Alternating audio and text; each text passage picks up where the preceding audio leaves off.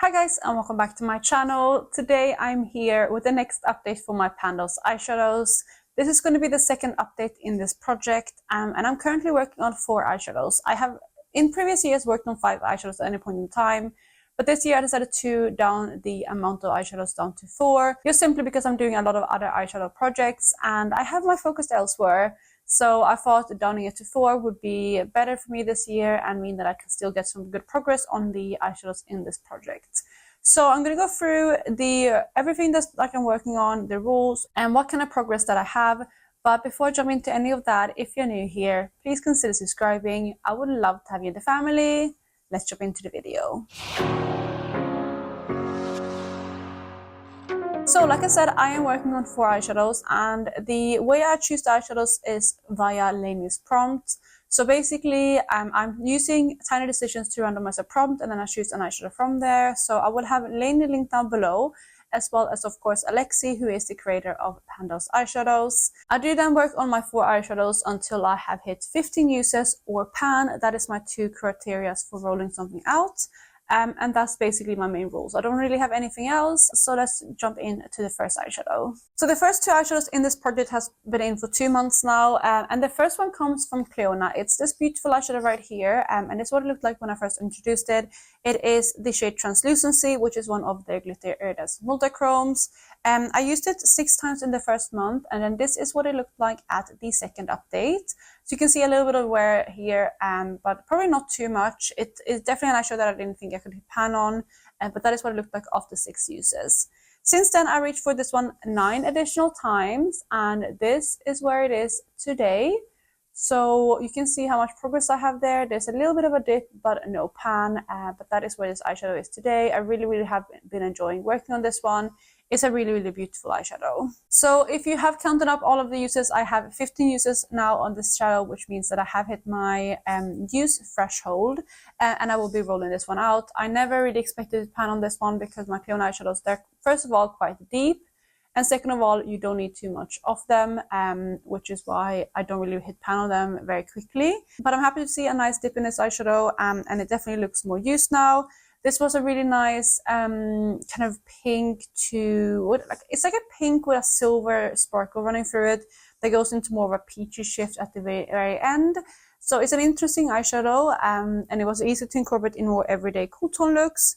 So that is the first shade. And before I talk about the next eyeshadow, that is the swatch for reference. You can see it's like a really nice cool tone sheen, but that is Translucency. Next up, we have an eyeshadow that came from my Natasha Denona Metropolis palette, and this one I rolled in for Orange Matte.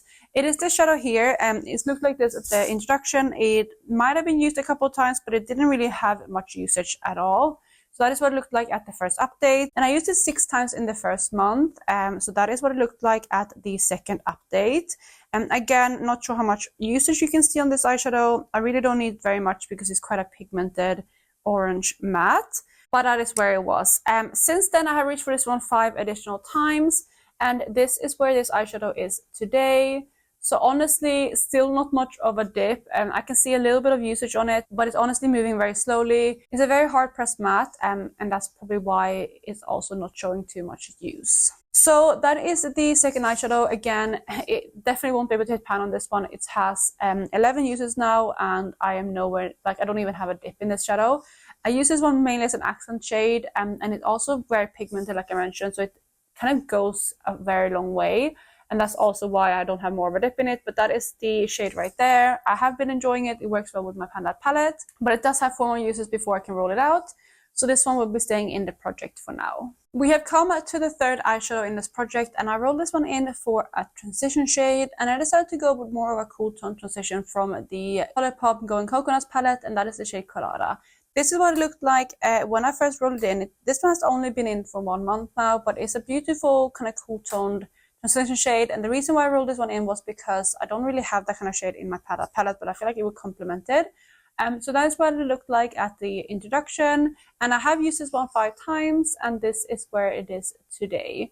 So you might be able to see a little bit of usage there. Again, no massive dip or anything, but I feel like this one almost has more usage on it than the Natasha Denona shade, which is quite funny because I have used this one way less. So like I said, I have used this one 5 times now, but that means that this eyeshadow will be staying in the project.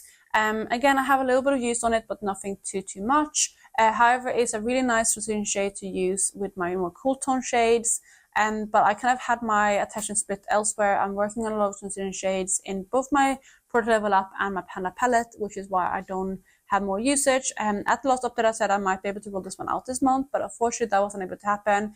However, I do have 10 more uses to go, so I think if I push through with this one, I might be able to have it out next month, but it really does depend on what I work on in my other projects. Then the very final eyeshadow comes from the Prompt, an eyeshadow from your least favorite palette. And I don't really have like a least favorite palette in my collection at the moment, so I decided to go with one from my Stone Vibes palette from Urban Decay. Not because I see this as like my least favorite palette in my collection, but because this was the lowest rated palette at the time in my big fat eyeshadow project, so I thought that was good criteria of my least favorite palette. So I decided to go with the shade Vibes, which looked like this at the introduction. Again, this one has only been in for 1 month as well, so it was untouched in the product when I first rolled it in. It's a nice kind of cool tone, pinkier leaning shade. It worked really well with some of the other shades in my color story, so it was nice to work on. Since then, I have reached for this one 5 times, and this is where I am with this eyeshadow today. So hopefully you can see that I was able to hit pan on this one in 5 uses, which is really fast. It's quite a crumbly shade now, and I had used this one a little bit also when I did have this one in my Product Level Up. So I think that's also why it was easy to pan on it, but honestly these eyeshadows are quite easy to work on and hit pan on, especially the ones that are a little bit crumbly, which Vibes is. So this one as well will be rolling out. I'm really excited about that, and that means that I also have 2 new pans in this palette this year, which is really exciting because it was a very non-loved palette in my collection before. I had only used like one of the shades, like every shade once before last year when I did No Pan Left Behind on this one. But other than that, it was an untouched palette in my collection, so I'm happy that I now have 2 pans on it.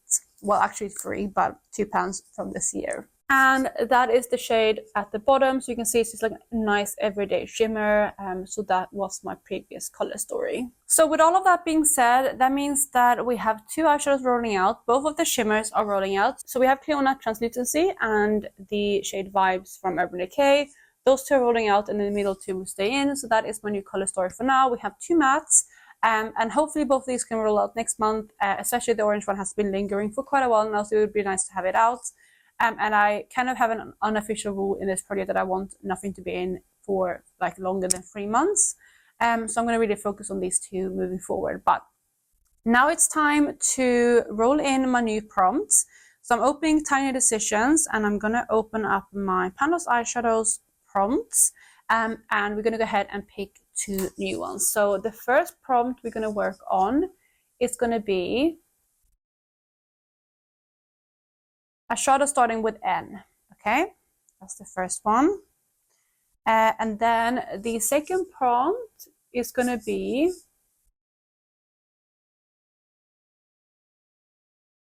a mainstream brand shadow. Okay, that's fine. So I'm going to go ahead and look through my collection. I'm going to pick out 2 new eyeshadows. And once I have those 2 selected, I will be right back and talk you through my new color story. So I'm back and I have chosen my new eyeshadows. Before I show you what I roll in, I just want to mention a quick rule that I have, which I didn't mention earlier. And that is that I want to have at least 2 mattes at any point in time, so I don't end up having... Actually, did I say that? Or did I use 1 matte? I need to go and check out my intro, but either way, I have 2 mattes at the moment, so that didn't really apply this time. So I have gone ahead and chosen 2 shimmers just to even the playing field a little bit. But this is my new color story right here. So those are the shades. I'm really excited to work on these, and that is my old color story for reference. So I'm going to go ahead and talk you through what I rolled in. So the first shade that I rolled in is this beautiful shimmer here from the Pastel Roses. This here I rolled in for the prompt starting with N, and that is the shade Nectarine. It's a really beautiful like multi-chrome shade. It has an orange base with a green shift that goes into like a pink and a purple shift. It's absolutely stunning, and it's really perfect for this time of year when it's starting to warm up a little bit.